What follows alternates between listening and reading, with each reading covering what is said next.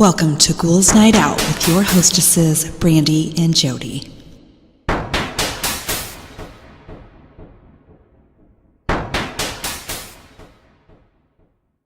Hello, beautiful ghouls. This is Brandee. I'm here with my sister, Jodi. Hello. Thank you for listening. So, we were talking a little bit without you guys, sorry. But we were talking about the diet and how well it's going. Or not well.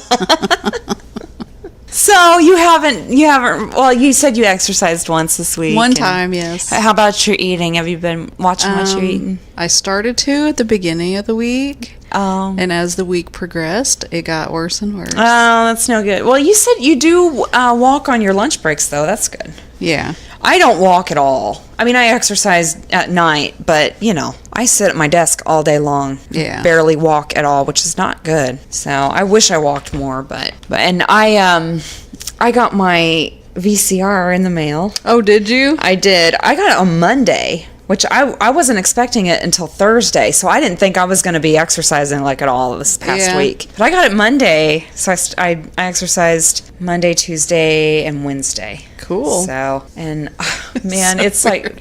Get excited because you got your VCR. Well, I know, but I can't, I tried to, because my father-in-law has one of those things where you can put your VHS tape on a DVD. I tried that. It didn't work. And I was like, something is trying to prevent me from doing something that I love. The stupid videotape that I did when I was like 18 from the 90s, and it wouldn't let me do it. I was pissed. So I freaking bought a VCR. Oh gosh. But it's the best. I was so happy when because I haven't done it in years, and it's just fun, and it was great. So I was very excited about that this week, and I've been doing pretty good on my eating. I didn't do very well on, I think it was yesterday. I had caramel, I think, at work, and something else I wasn't supposed to. Oh, my boss went to Rwanda for a missions trip with her church, and she brought me back some chocolate from Africa. Oh, well, you had to try it. I had to, and it was, oh my gosh, it was amazing. Was it? Yes, so it was totally worth it. So, but, that's well, if that's all you did, then that's nothing. Oh, well, okay. I'll take that. Especially compared to what I did. But I fully intend to, go full force again, hopefully this week. Because, when you don't have to get up and go to work the next day, you don't want to exercise the night before. I know. So I'm thinking I might only have 3 days again next week, unless I push myself, which, who knows. We'll see how it goes. Well, I plan on starting my yoga. Okay, that's good. Yoga's good. But we will see. Well, like I told you, it's all in your mind, and how bad do you want it? I know. That's all you got to think about. Anyway. Oh, I was going to ask you, you have Netflix, right? Yeah. Have you seen on there, it's called Magic for Humans? I've seen it. I mean, I've seen the little thing. Right. And I watched the preview. So, you've seen Cupcake Wars, right, on Food Network? It's Justin Willman, the host of that show. Yeah. Or the old host, I guess I should say, because he's not the host anymore. Yeah, I knew I recognized him from somewhere, but I couldn't figure out what it was from. It's him. It's from Cupcake Wars. I used to watch Cupcake Wars, like, religiously. Yeah, I did too. And until I gained 40 pounds because I ate cupcakes nonstop, because that's all you want to do is make cupcakes. Oh my gosh, those cupcakes they would make, it's like, man, I want to try that. I know. Well, because I was a stay-at-home mom at the time. Yeah. And I would try them, and it was bad. It was bad. So I had to stop watching it. But yeah, it's Justin Willman, and he's doing magic, which I had no clue he was a magician, which maybe I did, because I think he mentioned it on there a couple times, but I didn't know. But it is, I'm pretty sure, the best thing I've ever seen in my life. Really? I've watched the first 3 episodes, and I'm a grown person, and I'm sitting there like, how the fuck did he do that? It is so cool, and especially if you don't watch it at all, just watch the first episode. Yeah. It's 24 minutes. It's so good. I'll give it a try, because like I said, I watched like the little trailer thing, and it did look interesting. The like I said, I've watched the first 3 episodes, and the second and the third weren't as good as the first. The first is amazing. You have to watch it. At least watch the first episode. It's so good. You'll love it. But it's great. Yeah, he's great. I didn't realize. Huh. But yeah. I started watching The Innocents. Oh, is that good? No. Oh. No. I watched like the first 2 episodes, and it's just one of I cannot get into it. It's like, what the fuck is this? Oh. Yeah, I saw it on there, and it made no sense at all. Yeah, I saw it on there, and I thought about it a couple of times, but yeah, now I won't try it at all. Yeah, I did not care for it at all. Okay. Now, I've been looking at things on Facebook, and there was one post where absolutely everyone hated it. Oh. And then I looked at another post, and everyone loved it. Oh, so it's to each his own. Yeah, I couldn't get into it. Okay, well, I may try it, I may not.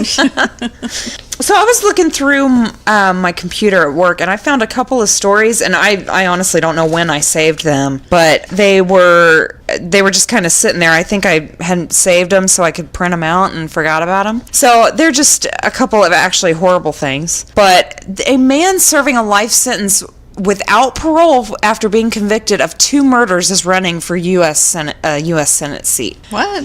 Yeah, like in jail. Let me read this because, like I said, this has been a while. Leonard Richards, 75, was convicted of killing his half-sister, Mae Wilson, in 1982, and in shooting dead his lawyer, Robert Stratton, in 1987. So 2 murders. He's serving a life term in Stillwater Prison in Minnesota, where the law allows felons to run for federal office. What the fuck ever? Yeah. But bars them from vying for state-level office. The sister of Mr. Stratton, so the lawyer that he killed in 1987, told the Star Tribune newspaper that the Minnesota Secretary of State's office could not keep Richards off the ballot. She wants voters to be informed of Richards' history and intends to ask politicians to change the requirements, stating that even 1 vote for this murderer is too many. So good for her. Burt Black, legal advisor for Minnesota's Secretary of State's office, said the courts have ruled that the agency cannot stop a prisoner from filing an affidavit for candidacy. The only valid requirements are that they be of a certain age and they live in the state on election day, essentially, Mr. Black wrote in an email. Richards is said to be aware of the loophole and has unsuccessfully tried to run for federal office in the past. He previously ran for Democratic primary for congressional seat in 1992, receiving more than 14,500 votes. What? Richards subsequently ran again in 1994 and won more than 4,000 votes. What is wrong with people? Exactly. Isn't that fucked up? A murderer. Complete murderer, and people are actually voting for them, or for him. I swear some people just do shit like that to see, to get a rise out of other people, or just to see what will happen. Or they do it ironically, Yeah.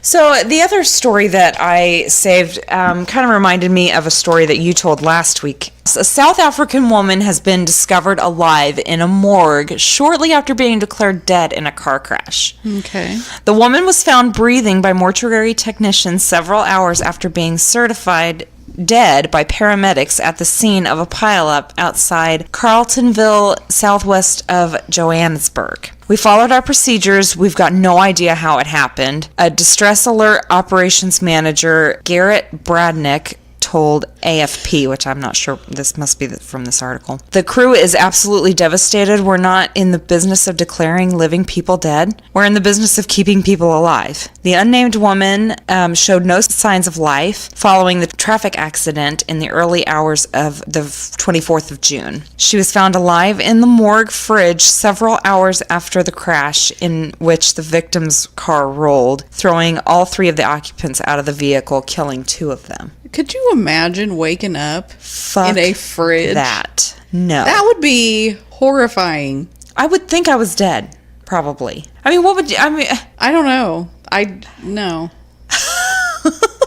No. All the right checks were done, breathing, pulse, so the patient was declared deceased, Mr. Bradnick said. After being discovered alive, the woman was taken to a hospital where she's now recovering. Paramedics are trained to determine death, not us, the source said at the mortuary, which, take some responsibility. You never expected to open the fridge and find someone alive in there. Can you imagine if we had begun the autopsy and killed her?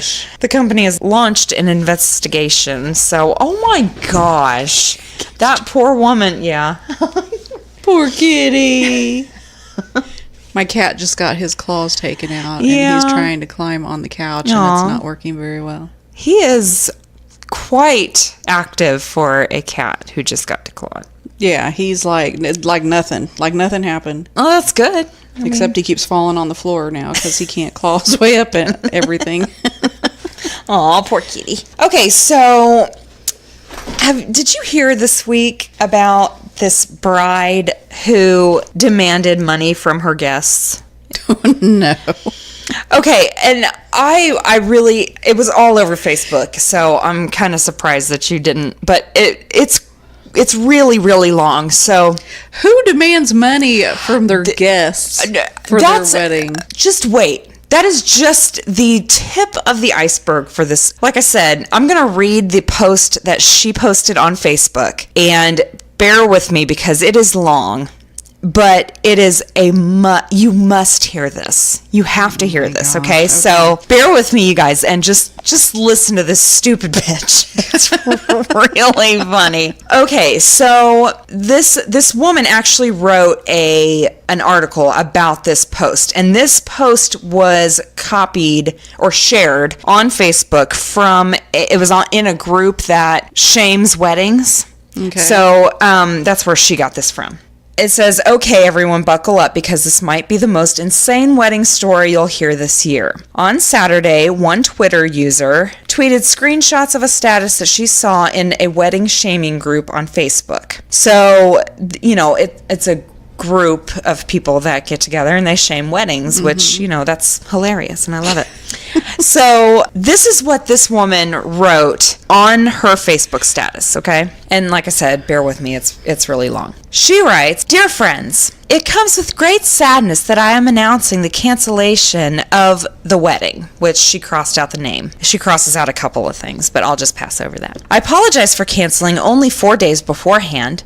Unfortunately, blank and I have broken up due to some recent irreparable problems. We have decided to end our relationship and not go forth with any future proceedings. However, we are remaining civil and are still a team for our son. After hours of tears, mental exhaustion, and even disassociation, I have come to this decision. In 1 hour after posting this status, I'm going to delete my Facebook. Social media has caused only paranoia and toxicity. I will be spending these next 2 months backpacking in South Africa, exploring my soul and ridding myself of toxic energy brought on by my friends and family, the ones who I thought I could trust the most. Hence, I will be out of the country for all of October and November. Please don't contact me. When I'm ready, I may make a new Facebook page and add friends and family that haven't fucking stabbed me in the back." Oh my gosh. Oh my gosh, wait.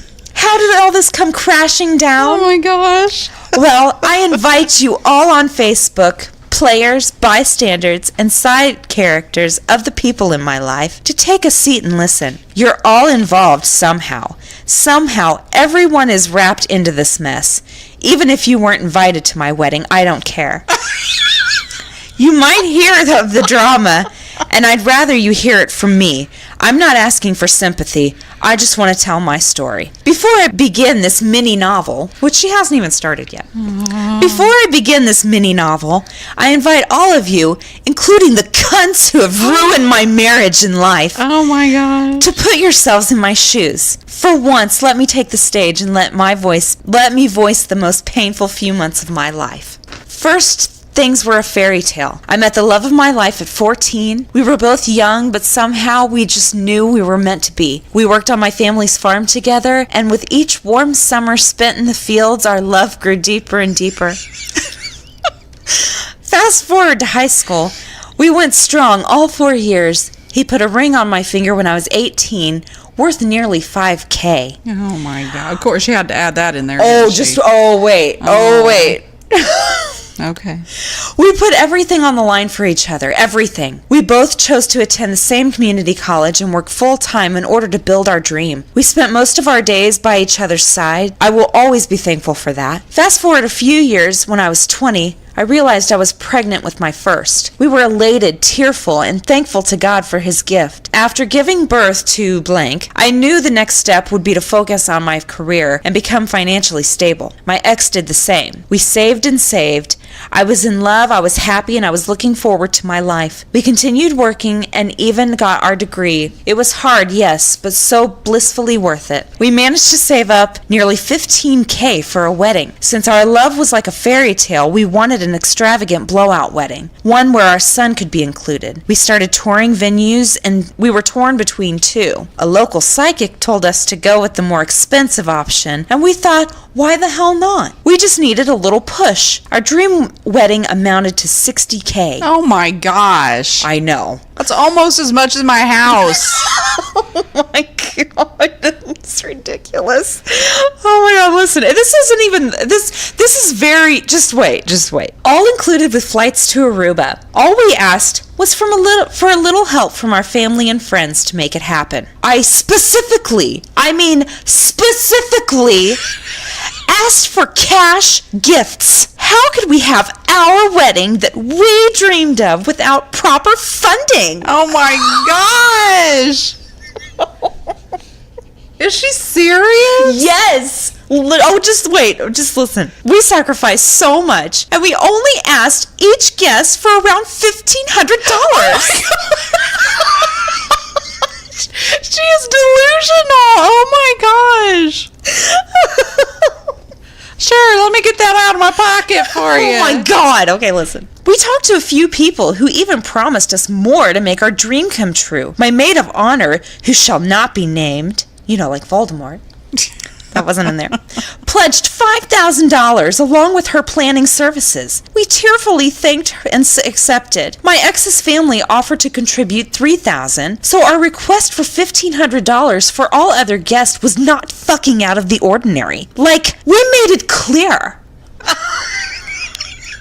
If you couldn't contribute, you weren't invited to our exclusive wedding. Oh my gosh. It's a once-in-a-lifetime party. Okay, how does this woman get friends in the first place? Seriously. Because it didn't just start now. I know. And she's really fucking surprised. Okay, just listen. Just listen. So we sent out RSVPs and only 8 people replied and sent us a check. That's 8 too many. No.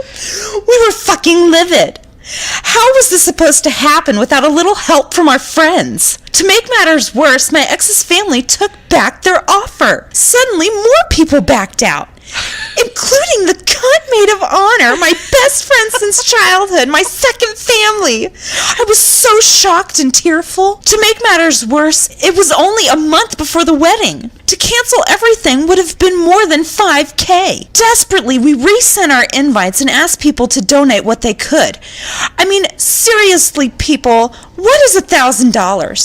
What is $1,500? Clearly not a lot. It would be quite manageable and within budget. How does she know what everyone's budget is? I know.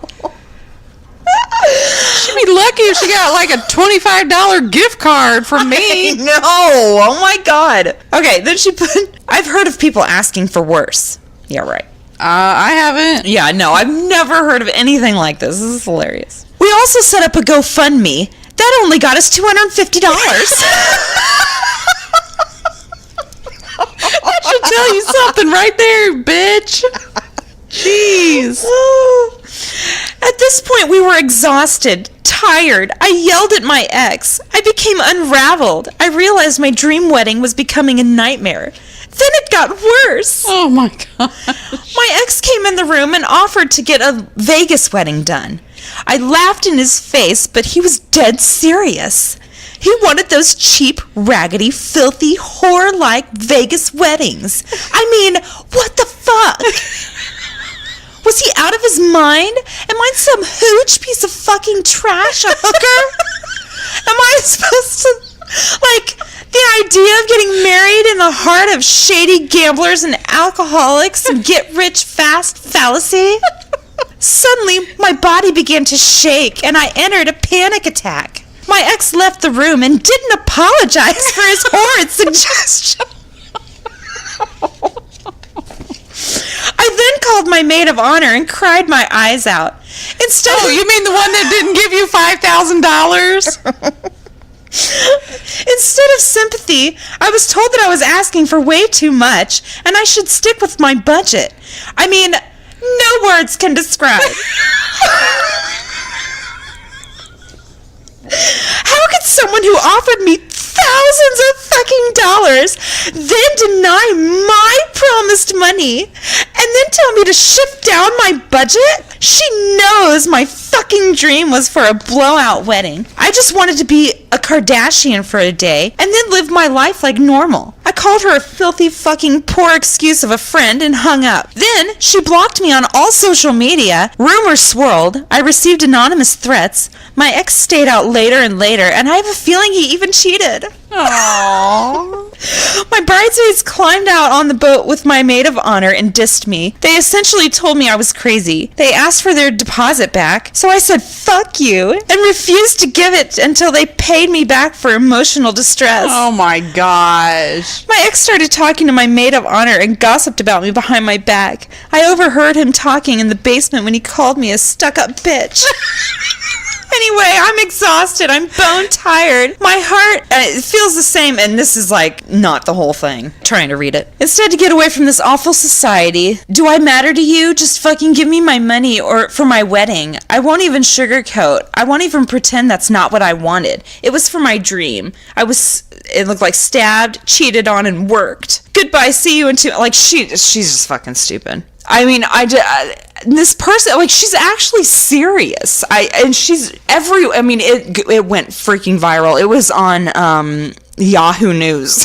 Oh my god. It was really bad. How can someone be like that? Well, I mean, does she not realize how bad she sounds? It really doesn't sound like it. It really sounds like she is genuinely, unless it's an elaborate prank from a good actress, she's serious. And she actually thinks that she's not in the wrong. It's insane. I have never heard of such a thing. I know. I know. It's so ridiculous. People go to Target and register. I know. They don't ask for $1,500 a person. Absolutely. And if you don't, you're not invited to my wedding. Seriously. Well, see ya. Yeah. Later. Nobody asks. I could see her asking maybe his parents, his family, maybe donate. But no, not your guests. That is so funny about the GoFundMe account. I know. I'm surprised she got that much. I know. Oh my gosh. Just everything about that is just fucking fabulous. I had the best time reading it, and it's hilarious. And it's just the fact that she is so serious makes it even that much more funny. Oh my gosh. That just doesn't seem real. Well, that's what I'm saying. It's either something very elaborate from a very good actress, or she's legitimately that stupid. Oh, it's hilarious. But those were my stories for the beginning, and we're already almost a half an hour in. So, like I told you, I'm going to be long-winded this episode, so just warning everybody. All right. I did stories about ghosts and pets. And there's different ones. There's some where the pets are the ghosts. Okay. And then there's some where the pets see ghosts. Okay. Which we were just talking about that last week because your cat was staring just like he is now. What is he doing? I don't know. I think he's high on something. Aww. I think the vet gave him something because he's acting weirder than normal. Okay. Anyway, I'm going to go ahead and start my stories now. Okay. This one's called The Ghost Cat from a Previous Homeowner. One early morning, I wake up and look over, and plain as day, there is a black cat on the floor just looking at me. I get up and it runs out of the room and I don't find it anywhere. My wife thinks I'm crazy and laughs at how dumb I am. I saw it maybe twice after. Then one night, about a week ago, I woke up hearing a noise. When my eyes adjust, there's a cat on my wife's nightstand licking its paws. I nudge her awake and whisper, "Psst, look." She looks and screams, and the thing jumps down and disappears mid-jump before it hits the floor. Whoa. It made no sense whatsoever. Yeah, it did. It jumped down and disappears mid-jump, then it hits the floor. And, before it hits... hear it. You hear it hit the floor. It said then it hits the floor? Or before it hits the floor? Before it hits the floor. So it jumped, and before it hit the floor, it disappeared. Okay. One incidental note, there was an old woman with 2 cats who died in this house right before we moved in. And these are from a bunch of different things. Like, there's Reddit and there's other places I got these. That would be crazy. To see something just disappear. Yeah. And like in the middle of an action. Right. And something that's, I mean, obviously, they thought, or they could see it was a cat. They knew exactly what it was. That's crazy. Yeah, because it's not something that you would normally be scared of. It's just a cat. No, yeah. Yeah. So, I don't know if I would be scared at all. It would just be weird. It would be weird. Yeah. But I don't know if I would scream like that. It would just be weird. Yeah, I don't know. All right. This one's called The Pug That Sacrificed His Life. 12 years ago, my family had a pug that my brother named Jobu, and he was one of the most awesome dogs I've ever had. When Jobu was maybe 1.5 or 2 years old, my dad got a very bad case of influenza and was bedridden for weeks. I would go days without seeing him since he was confined to his room all the time. My parents' culture have this superstition that if a human member of the house was ill, an animal will sacrifice itself to save them. Aww. Suddenly, one day, Jobu stopped being so playful and refused to eat his food. We took him to the vet and they couldn't find anything wrong with him, and we found him dead a few days later in the backyard. Miraculously, my father's illness seemed to just disappear. My family believes that Jobu sacrificed himself to save my dad. We buried him under a big pepper tree in the backyard. Incidentally, my brother said that before Jobu died, he would see an apparition of a white woman standing under that same tree and watching him while he smoked out in the yard at night. After he buried Jobu there, the woman seemed to be chased around the tree and he could hear Jobu's growl. Eventually, she stopped appearing. That Jobu still looking out for our family even after he's gone. Aw, good boy. Yeah.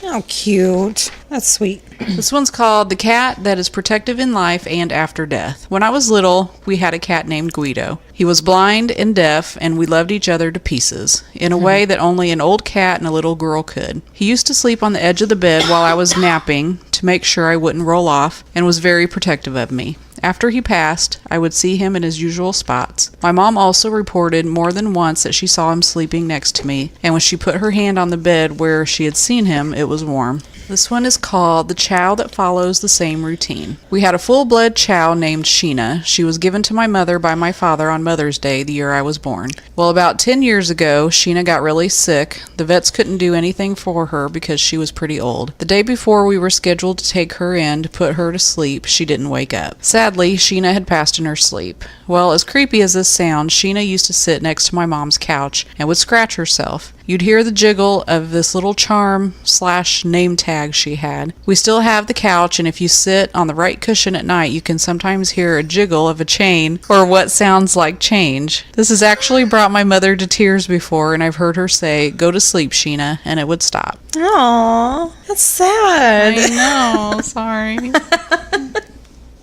Next one is called The Cat That Wakes Its Owner. When I was a kid, my first pet was a cat with no tail. After he died, I'd sometimes see his silhouette walk across me at night when I'd wake up randomly. I had 2 other cats, but I knew it was him because his silhouette also had no tail. That and my other cats would usually be on the floor. That was it on that one.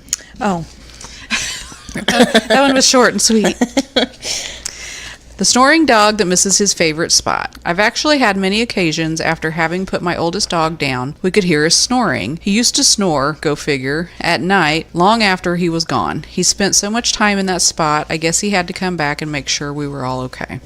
Aww. The next one is called Demon Cat. Oh. I've got one of those. The United States Capitol building is said to be haunted by the ghost of a cat known by some as the demon cat. The demonic kitty is said to have glowing red eyes and appears out of nowhere to scare the living hairballs out of people. The legend of Demon Cat dates to the days when cats were brought into basement tunnels of the Capitol to kill rats. The vile feline is one of these rat killers, or so the story goes. Some say Demon Cat appears before important events or natural disasters. It was seen before the stock market crash of 1929 and the assassination of President Kennedy in 1963. The Washington, D.C. roller derby team, the Demon Cats, is named after the satanic kitty. Whoa, that's pretty cool. Yeah. All dogs go to heaven.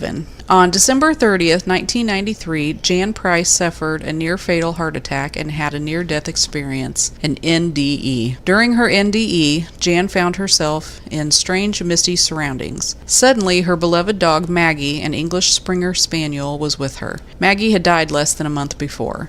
As Jan recounts, I felt her presence, her love, and she appeared to me as she had when she was in physical form, only younger, more vital. According to Jan, Maggie could speak to her in a spiritual way and said, "You know that Daddy can't handle both of us being gone right now." Jan told the dog that she was going back to the land of the living, and Maggie promised her when her time came to return to heaven, they would explore wonderful things together.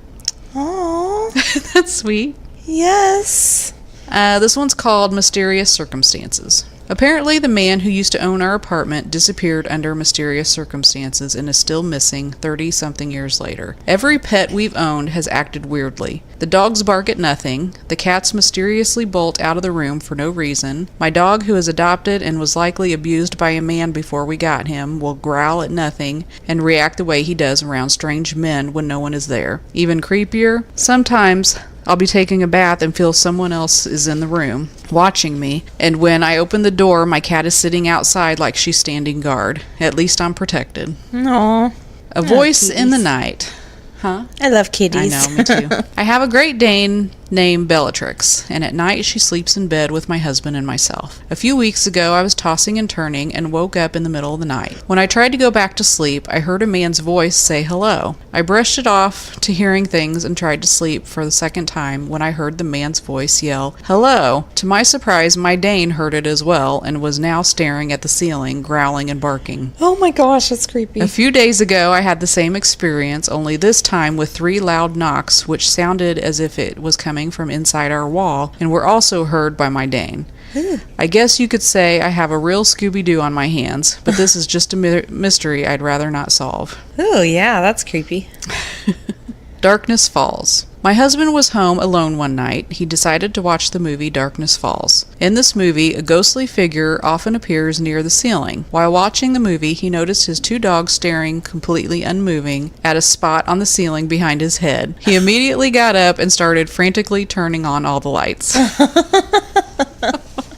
A spirit in the house. Our black lab was laying on the floor next to us, sleeping. Out of nowhere, she jumps up out of her sleep and runs to the formal dining room and starts barking at the corners of the wall like crazy. My mom then says there's a spirit in our house. She went to the kitchen to get oil so she could pray. My mom put the oil on the wall, and the second she started to pray, we all heard something run down the stairs. It was so real that we all looked up at each other and I shouted out, "There's someone in our house." But yet there was not. To this day, the story gives me the chills. Oh my gosh, that's scary. Yeah. The basement. When I was 12 years old, my family got our first dog. At the time, I slept upstairs, and our dog slept with me in my room. A couple years later, when my parents had another child, they moved me into the basement room. That's rude. Our dog refused to go down there at all. When I forced him into my room, he would cry and whine right next to the door until I let him out. Aww. A couple of years later, we got another dog. I decided that I would have him sleep with me since our older dog refused to, but the same thing happened with him. From the first day, he hated being in my basement room, and when forced in there, would cry and claw at the door to be let out. What was in the basement? I don't know. Ugh, I don't like that. And this is the last one, and this one's just creepy. And it's very short. Okay. One time I walked in on my dog intently staring at the wall, swaying. That's it. Oh my god. Swaying. Swaying. I don't know what it is about that word. But someone just staring, something, just staring at something and swaying. That's freaky. That is freaky. Oh my gosh. Oh my gosh. Those are crazy. All right. So I did strange vanishings and spooky letters. So just bear with me. These are going to be kind of long each. So sorry in advance. But they're spooky, so. On the night of August 24th, 1951, when a young 10-year-old named Beverly Potts went off with a friend, Patricia Swing, to visit Halloran Park in Cleveland, Ohio, in order to watch some performers at a lively summer festival. I've heard this before. Oh. Swing had to return home at around 9 p.m., but Beverly decided to stay behind and watch the show to its end. However, she would not ever make it home that night, and the following morning she was still nowhere to be seen. She had simply disappeared into thin air. Thus would begin one of the largest scale searches in Cleveland history. As law enforcement launched an intensive search operation bolstered by thousands of concerned volunteers who poured in to aid in the hunt for the missing child, scoring practically every inch of the city for any sign of her. In the meantime, there were countless tips and leads, but none of these leads led anywhere, and the end of the child's whereabouts remained frustratingly elusive. Despite pursuing every available lead and interviewing dozens of possible persons of interest, the police were never able to get any closer to finding out what had happened to Beverly. She remained missing and no solid clues could be obtained. Oddly, the only real clues began to come in decades later in the form of eerily strange letters that turned up. The first was in 1994, so this was 1951. So in 1994, wow, when a letter was discovered by accident in a renovated house which claimed that the writer's husband had brutally murdered Beverly and disposed of the body. Although this was seen by groundbreaking potential clue at the time, it turned out to be a dead end when it was determined that the letter had likely been an attempt by the woman to get revenge on her husband for years of abuse by framing him for the crime. So yeah, but it never made it anywhere. What do you mean?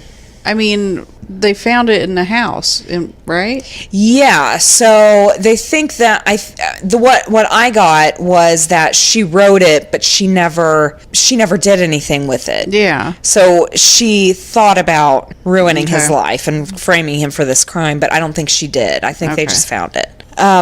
So after this renovation, the letter was pretty much dropped as any sort of potential evidence. Then in 2000, the news publication, The Plain Dealer, received a series of odd letters and anonymous letters that stirred up the case once again. The first letter simply stated that the writer had killed Beverly Potts after kidnapping and molesting her, and described how he had decided to confess because he was dying of an unspecified illness. Over the next year, 3 more such letters would arrive from the same individual, each giving further grim details into the kidnapping and murder, and they were seen as being rather a credible lead in this case at the time. Some intriguing promises were made in the exchange. The second letter promised that the writer had arranged upon his death to have sent a sealed brown envelope in which supposedly include even more details and proof of the admission in the form of a rare coin that Beverly was known to carry around with her. So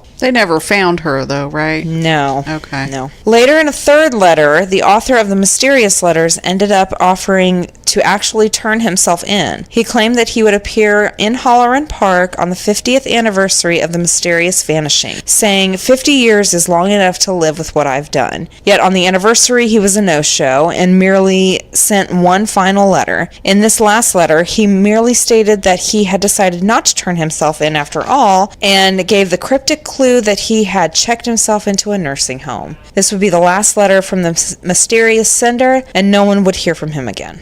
As none of the letters were signed, there was no way to know who they were sent by or how much veracity they had. They had been considered to be anything from the real deal to an elaborate and rather tasteless hoax. Nobody knows, and the disappearance of Beverly Potts has never been close to being solved. Despite constant pleas for information, relentless following of new leads in the case, and increasingly hefty rewards offered, the mystery has been made into a book called Twilights of Innocence, The Disappearance of Beverly Potts by historian James Bedall, and also the focus of a documentary called Dusk and Shadow, The Mystery of Beverly Potts. The mystery vanishing has gone on to be a legendary case in Cleveland, regularly appearing in the news even to this day, and Beverly has earned the nickname the little girl Clevelanders can't forget. So that's so sad. It is. For someone to just disappear. I know. And nothing... That just seems crazy to me that nothing has been found. Well, it kind of reminds me of this post I saw on Facebook today. Someone had put, something to the effect of, what if there is this mastermind serial killer that has killed thousands of people and will never get caught? Like, they've got this formula down where they don't have a specific target. They don't have a specific way to kill people. What if one person is killing thousands of people? That just doesn't, unless this person is totally off the grid, doesn't live around anybody. I mean, you never know. It could be someone that is constantly traveling, constantly moving, constantly, you never know. Like that one guy that would travel, he was a trucker, and he would travel around the United States and leave, care packages for himself to go back later and kill someone and have, a rope and a knife and, everything ready for when he wanted. People are fucked up. People will do crazy shit. Definitely.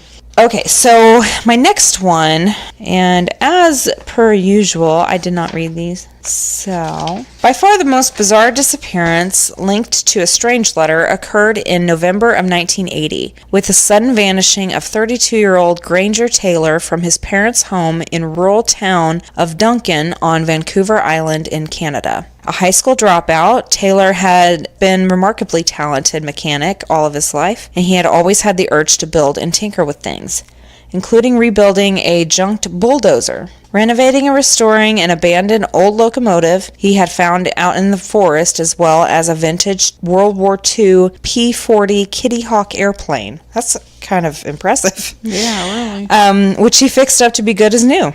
His skill with building things was undeniable. Granger was not without his own eccentricities. At one point, he painstakingly constructed an actual life-size UFO in his yard over the course of a year, tirelessly cobbled together from old satellite dishes and other assorted spare parts and junk. It was around this time when Granger had expressed intense interest in the subject of UFOs and aliens, and he began to make increasingly bizarre claims to his friends that he was in regular telepathic contact with actual extraterrestrials. I've heard this story too. By all accounts, he had become hopelessly and deeply obsessed with UFOs, constantly reading about them and theorizing about how they worked, and it was practically the only thing that he would ever talk about. He would spend hours locked away within his UFO replica, which was equipped with a stove and a bed, feverishly reading about UFOs and doing who knows what else out there. Things got weirder still when Granger began to tell his friends that not only had aliens been contacting him, but that they had actually invited him on a journey aboard one of their craft. On November 29, 1980, the night he vanished without a trace, Granger had dinner at a diner he regularly frequented, despite the fact that a severe storm was ominously brewing outside. On that night, gale-force winds were beginning to come roaring through the area, eventually knocking out large swaths of electricity and causing mass panic. Granger returned home through the storm and left an incredibly weird letter behind for his parents in the barn, which had served for his workstation where he tinkered with and built all manner of curious things. The deeply weird letter read,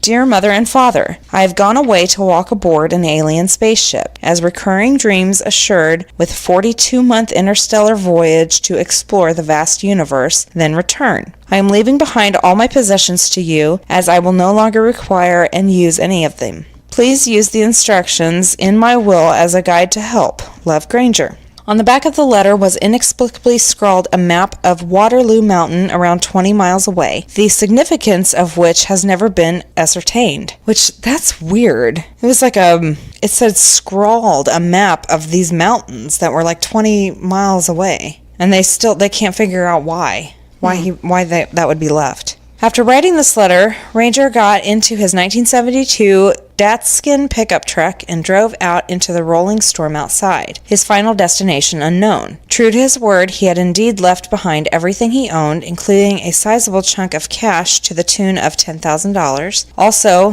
his secretly penned last will held few clues at all. He has never been seen again. The Royal Canadian Mounted Police immediately organized a massive search for the missing man, but no sign of him nor his vehicle had ever been located. The only possible clue ever found was a few bits of human bone that were found 4 miles away from the Taylor property at a dynamite blast site, with the main theory being that Granger had some dynamite in his truck and had accidentally gone off, but it has never been conclusively determined whether those remains really belonged to Granger or not. In the years since, the bizarre vanishing has, of course, produced many theories as to what happened to him. One is that he simply had enough of his life and either went off to start a new one or ended it, or that he accidentally exploded himself with dynamite, as the evidence seemed to suggest. Another is that he was a victim of foul play of some sort, but there's no evidence to support this. There's also the idea that he had some sort of psychotic break from reality and fled off into the unknown, which is supported by claims from his friends and family that Granger had been heavily smoking a lot of pot and frequently dropping acid in the months leading up to his inexplicable vanishing. Or he got in a UFO and took off. You never know. With his new friends. You never know. Then, of course, in light of his final letter, there have been the notion that he actually did make contact with his beloved aliens and that they had spirited him away to destinations unknown. Granger's father would say of this possibility, "I can hardly believe Granger's off in a spaceship, but if there's a flying object out there, he's the one to find it." Whether Granger was a victim of suicide, a demented trouble mind, or a truly whisked away to the stars by otherworldly beings, his case has never been solved, and it remains one of the strangest, surreal disappearances there is. That picture of the mountains was the meeting place. Okay. And that's where the aliens picked him up. I don't know. That's crazy because, I mean, where did he go? And the fact that they found like a couple of bones, is that what they said? I mean, yeah, if he blew up, there would be more than a couple of bones. Exactly. And the truck that supposedly he was sitting in, what happened to pieces of that? Exactly. Yeah, so that's crazy. And like, you know, I've said before, who knows, because Amy Allen from Dead Files said that you could just walk into a portal and go into another dimension. Nobody would ever know what happened to you. Well, you know, there's so many people that just disappear. There is. With no trace of them anywhere. It's insane. Where do they go? Yeah. Who knows? It's crazy scary. Okay, so last one. So just a few years later in 1985, we come to our next case. On July 28th, 1985, policeman and fingerprint technician for the Federal Bureau of Investigation, Mel Wiley, went out to his 1980 Toyota station wagon in Hickley Township, Ohio, and was never seen again. The car was FBI agent? Yeah. Oh. The car was located relatively quickly on July 30th, so 2 days later, where it was discovered to be locked and containing some of the missing man's belongings, such as clothing, his badge and identification, suntan lotion, a beach bag, a pack of cigarettes, and his wallet containing his credit cards and $15 in cash. Wiley's apartment proved to be in pristine condition, with no sign whatsoever of any foul play or anyone rifling through the indeed several days of food, water that had been potentially left out for his 2 pet cats. However, oddly, a novel that Wiley had been working on, as well as a collection of poetry, were found to be missing, as well as various other assorted things such as envelopes, stamps, his typewriter paper, and his address book, as well as some of his clothing. The refrigerator was also found to be empty, save a single container of mayonnaise. When his normally cluttered desk at work was checked, it was found to be practically empty as well, except for a lone key, which proved to be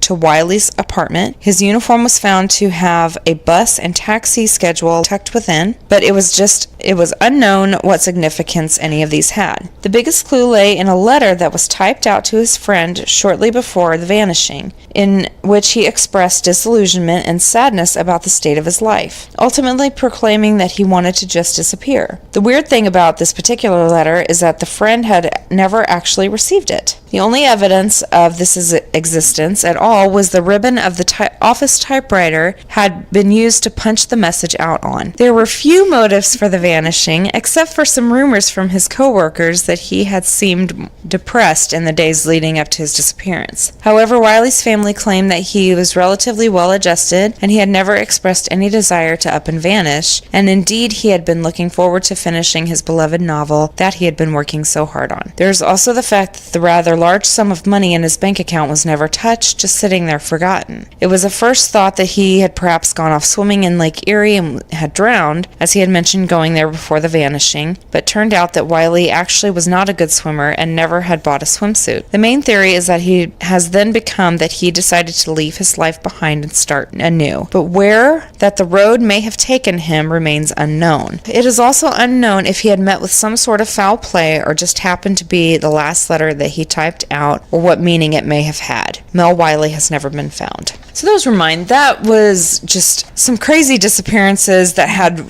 really strange letters. That last one kind of sounded to me like he either didn't like his life, which he said that.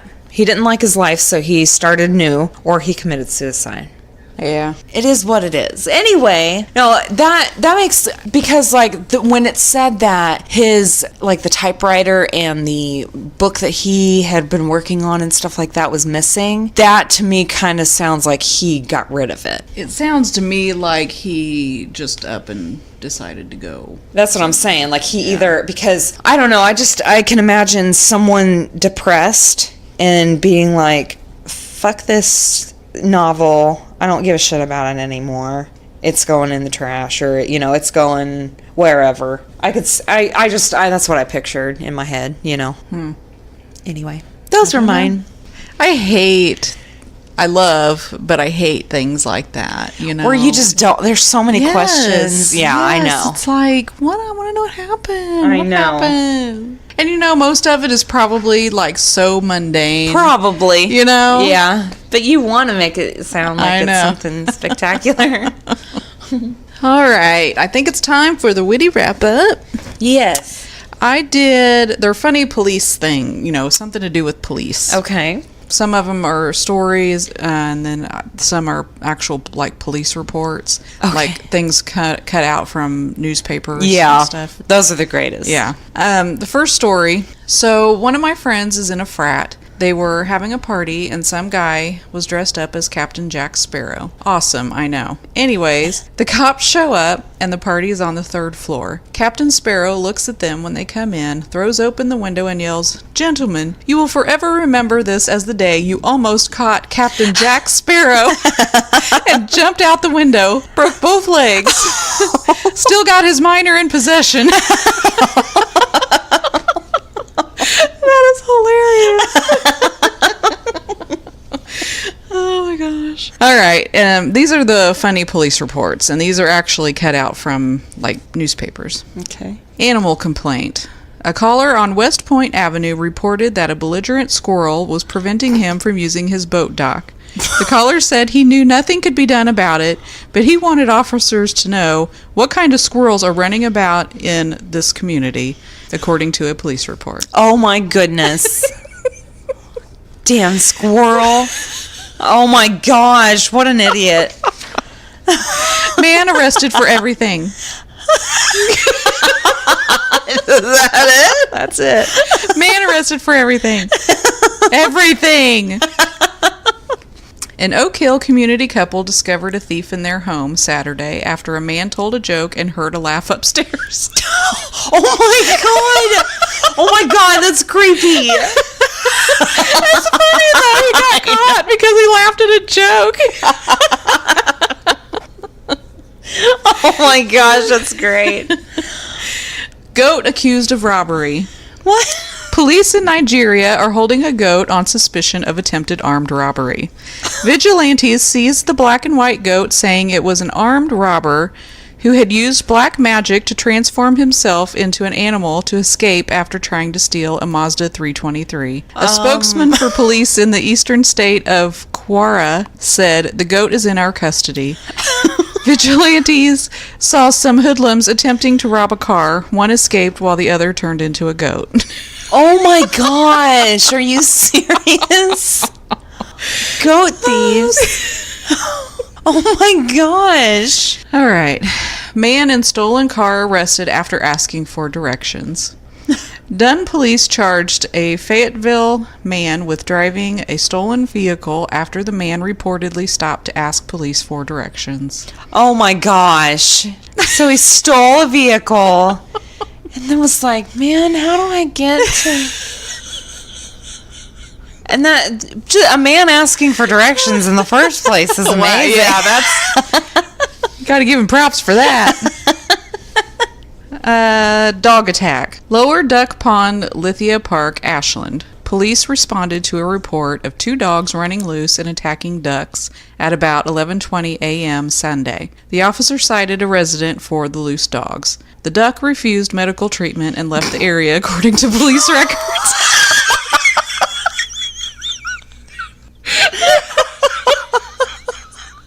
He obviously was not the Aflac duck. Do you think the officer actually asked it? Medical attention?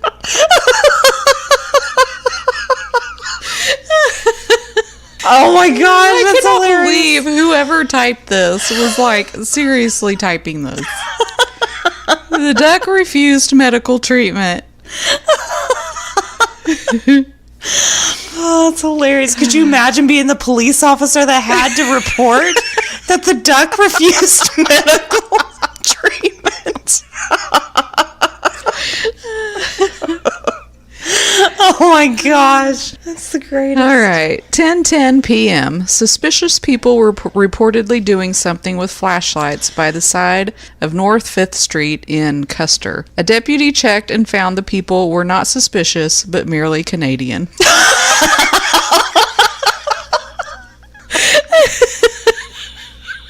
Oh my God. Murderer says detective ruined his reputation. A convicted murderer has sued the detective who arrested him, saying the investigator ruined his good name in comments published in the Times News. Oh, so killing people didn't ruin his reputation. No. Oh my This gosh. detective did. What a dumbass. Correction. A headline on an item in February 5th edition of the Inquirer Bulletin incorrectly stated stolen groceries. It should have read homicide. Well, that's quite a correction. Stolen That's groceries. a pretty big one. California, Fullerton. Police are looking for a man who tried to rob a Wendy's while wearing a plastic bag over his head. Police Lieutenant Tom Basham told the Orange County Register that the man pulled up to the drive-thru window, pointed a handgun at the server, and demanded money. The server closed the window and walked away.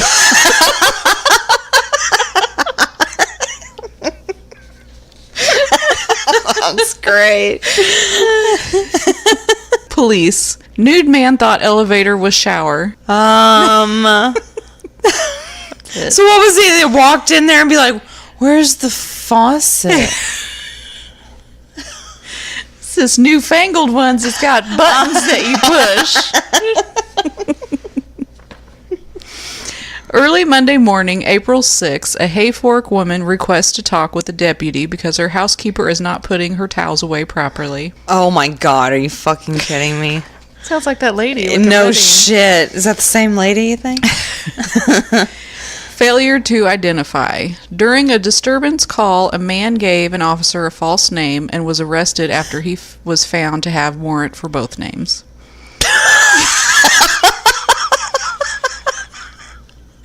People are not smart. No. 3:56 p.m. Dispatch. Report of Swanson chicken pot pie running east on Clay Street. What the fuck? I want to see that. I do too. Okay, and my last one is a really short little story. A family member of mine. He was sitting by a red light and saw someone speed through it. He put on his lights and chased the guy for a bit. The driver finally pulled his car up onto a lawn, got out and said, "Write me a ticket, I got a shit," and ran in his house. Oh my God. That's great. Can you imagine having to use the bathroom so bad? You know, just write me a ticket. I'm out. That's hilarious. That's all I got. All right. Well, thank you guys for listening. I hope this wasn't too much of a bummer. I know we had pretty sad stories, but send us your stories. Yes. We want to read your stories. So GhoulsNightOutPodcast@gmail.com. Look up us. I seriously need to go home. Look us up on Facebook. Like I said, we've got other accounts, but right now we're trying to focus on Facebook because that's, that's where we're posting the most. So look us up on Facebook and like our page. You can listen to us on all the podcast outlets. And, again, if I've forgotten one or missed one, let me know. You can get a hold of me on Facebook or GhoulsNightOutPodcast@gmail.com. And I guess that's it. We'll talk to you next week. Later. Bye.